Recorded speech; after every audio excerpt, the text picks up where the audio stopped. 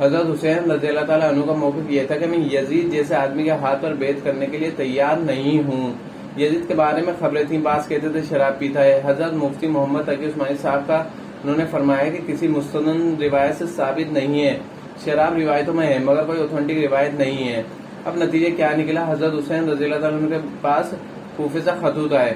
Governor تھا ابن زیاد، یہ بھی یزید کا آدمی تھا، بڑا ظالم آدمی تھا۔ اہل کوفے کے خطوط آئے، آپ آ جائیے، ہم یہاں پر سب لوگ آپ کے ہاتھ پر بیعت کرنے کے لیے تیار ہیں۔ حضرت حسین کا خیال یہ تھا کہ اگر یہ سب تیار ہے تو یزید کی حکومت بغیر لڑائی کے، بغیر قتل کے، مسلمانوں کے خون خرابے کے ختم ہو سکتی ہے۔ جو انفارمیشن آپ کو ملی تھی، جو نالج آپ کو ملی تھی، وہ نالج غلط تھی۔ اگر وہ نالج صحیح ہوتی، حضرت حسین کبھی بھی کربلا کی طرف رخ نہیں کرتے، کیونکہ حضرت حسین کا موقف بھی یہی تھا کہ مسلمانوں کی تلواریں آپس میں نہ چلیں۔ حضرت حسین رضی اللہ تعالیٰ عنہ کے پاس جب 50 سے بھی زیادہ خطوط آئے اہل کوفے کی طرف سے کہ آپ آئیں، آپ آئیں، آپ آئیں، تو پہلے حضرت حسین رضی اللہ تعالیٰ نے اپنے رشتہ دار جو آپ کے چچا زاد تھے مسلم بن عقیل، ان کو بھیجا۔ نتیجہ کیا نکلا؟ مسلم بن عقیل کو وہاں پر حکومت نے گرفتار کر کے ان کو قتل کر دیا۔ اب یہ ایک ایسا ظلم تھا جسے یہ ظاہر ہے کہ کسی کو سفیر بنا کے بھیجا جائے، حال و حال دیکھنے کے لیے بھیجا جائے، اور حضرت حسین کی نیت ہرگز بغاوت کی نہیں تھی۔ مگر کوفے کے گورنر کو اور یزید کو یہ خیال تھا کہ خلافت کے اصل اہل یقیناً یہی ہیں۔ ایسا تو نہیں ہے کہ یہ امیر بننا چاہتے ہیں یا خلیفہ بننا چاہتے ہیں۔ یہ خوف اس کے دل میں بیٹھ گیا تھا۔ اس لاشعوری میں خوف ہوتا نا کہ انسان کے دل میں بیٹھ جاتا ہے۔ آپ 100 دفعہ بھی کہیے کہ میری یہ نیت نہیں ہے، مگر وہ ڈر رہا ہوتا ہے کہ یہ کچھ کر نہ لے۔ جب مسلم بن عقیل کو شہید کیا گیا تو حضرت حسین رضی اللہ تعالیٰ عنہ جا چکے تھے۔ جب حضرت حسین رضی اللہ تعالیٰ عنہ کو کوفے کی طرف جا رہے تھے تو بہت سارے صحابہ نے آپ کو منع بھی کیا، جس میں عبداللہ بن عمر رضی اللہ تعالیٰ عنہ، عبداللہ بن عباس رضی اللہ تعالیٰ عنہ نے کہا کہ آپ یہ کام نہ کریں۔ بعض نے تو یہاں تک کہ یہ کہا کہ ہمیں آپ کی شہادت کا یقین ہے، کیونکہ جس حالت میں آپ جا رہے ہیں حکومت یہ سمجھیں گی کہ آپ بغاوت کرنے آ رہے ہیں، لہٰذا وہ آپ کا کیا کریں گے؟ اس بیس پہ قتل نہیں کریں گے کہ آپ نبی کے نواسے ہیں، کیونکہ وہ بھی مسلمان تھے۔ اس نیت پہ کریں گے کہ آپ کی نیت کیا ہے، حکومت کے خلاف بغاوت کی ہے۔ ان کے پاس ایک اپنے آپ کو برحق ثابت کرنے کے لیے دلیل ہوگی، حکومت کے باغی جو بھی ہوں اس کا کیا کرے، قتل کر دو۔ رسول صلی اللہ علیہ وسلم نے فرمایا، صحیح حدیث ہے، جب بھی مسلمان کسی ایک امیر پہ جمع ہو جائیں اس کے خلاف جو بھی اٹھے، نبی نے فرمایا اس کو قتل کرو، چاہے وہ اس کے خلاف اٹھنے والا کتنا ہی نیک کیوں نہ ہو۔ یہ حدیث کے الفاظ ہیں۔ حضرت حسین کا موقف یہ تھا، میں نے ابھی تک یزید کے خلاف اور حکومت کو تسلیم نہیں کیا ہے، لہٰذا میں اس وعید میں داخل نہیں ہوں۔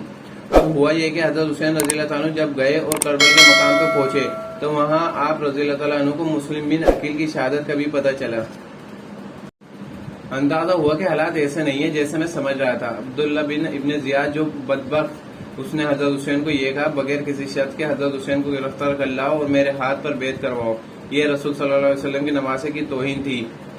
ان کے ساتھ ایسا معاملہ کیا جائے جیسے عام شخص کے ساتھ کیا جاتا ہے، کیونکہ گرفتار کرتے ہی معاذ اللہ گھسیٹ کے لاؤ اور میرے ہاتھ پر بیعت کرواؤ، ان کو مجبور کرو۔ حضرت حسین رضی اللہ تعالیٰ عنہ کا کربلا کے میدان میں موقف یہ تھا کہ میں اگر بیعت ہوں گا تو ڈائریکٹ یزید کے ہاتھ میں دوں گا جو مسلمانوں کا خلیفہ ہے، ابن زیاد کے ہاتھ پر بیعت نہیں دوں گا۔ اس تاریخ کا یہ اہم پہلو ہے کہ حضرت حسین نے کوفے جانے کا ارادہ ترک کر دیا اور کربلا سے شام جانے کا آپ رضی اللہ تعالیٰ عنہ نے ارادہ کیا۔ بعض مورخین نے لکھا ہے کہ حضرت حسین جو واپس جا رہے تھے وہ کربلا سے گزر رہے تھے، وہ واپسی کا راستہ ہی شام کا راستہ ہے۔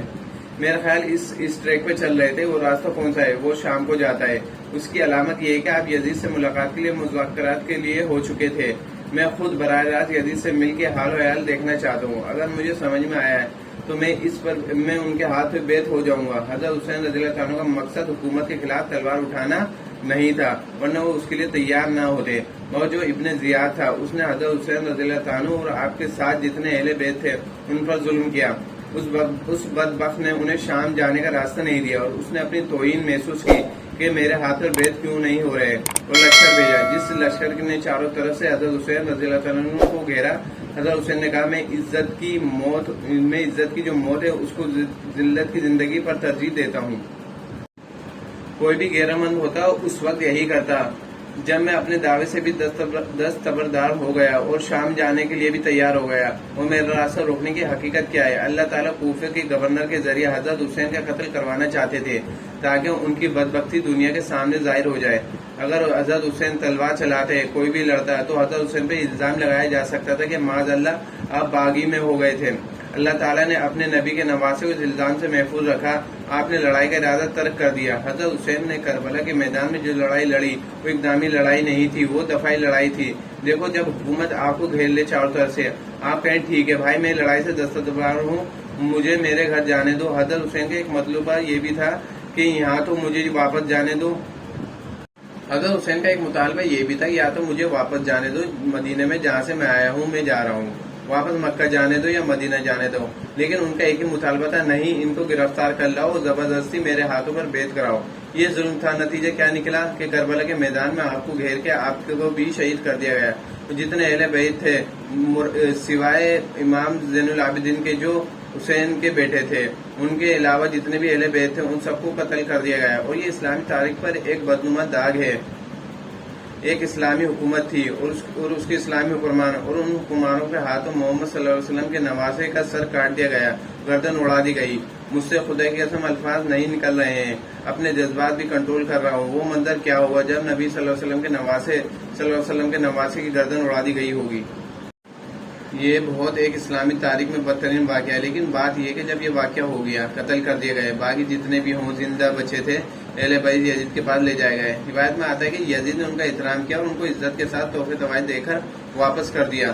جو کہ کربلا کے واقعے میں ظلم کی داستان سنائی جاتی ہے، اس کا مستند تاریخی روایت سے کوئی ثبوت نہیں ملتا ہے. اب لوگوں نے اپنی دکانیں چمکا لی، پانی نہیں تھا، کئی دنوں سے کھانا نہیں ملا. صحیح روایت سے ثابت یہ کہ حضرت حسین رضی اللہ تعالیٰ عنہ کربلا کے میدان میں وضو کر کے نماز پڑھتے تھے. تو وضو تو پانی سے ہوتا ہے. اور بعد میں یہ کہا کہ اہل بیت کی عورتوں کی عزتیں اچھالی گئیں. آپ اس طرح کی باتیں کر کے اہل بیت سے محبت کا اظہار کر رہے ہو یا ان کی توہین کر رہے ہو؟ ہر کوئی عزت دار پاک دامن عورت بالفرض اس کی عزت پہ ہاتھ ڈالتا ہے. تو دلفتو آپ اس بات کو چھپاؤ گے نا، آپ جھوٹ بولو گے کہ نہیں بھائی اس کی عزت پہ کوئی آج نہیں آئی ہے. کیونکہ جب عورت کی عزت کو آپ کوئی تار کر دے تو آپ ممبر پر بیٹھ کر اس کو بتا دو تو وہ عزت تار ہونے سے اتنی بے عزتی نہیں ہوگی جتنی اس بات کو بیان کرنے سے ہوگی کہ بے عزتی ہوگی. حقیقت یہ ہے کہ کسی مستند روایت میں ثابت نہیں کہ اہل بیت کی عورتوں کی عزت کو اچھالا گیا. وہ نبی کے گھرانے کی عورتیں تھیں، ان کا ناخن بھی کوئی نامحرم نہیں دیکھ سکتا تھا.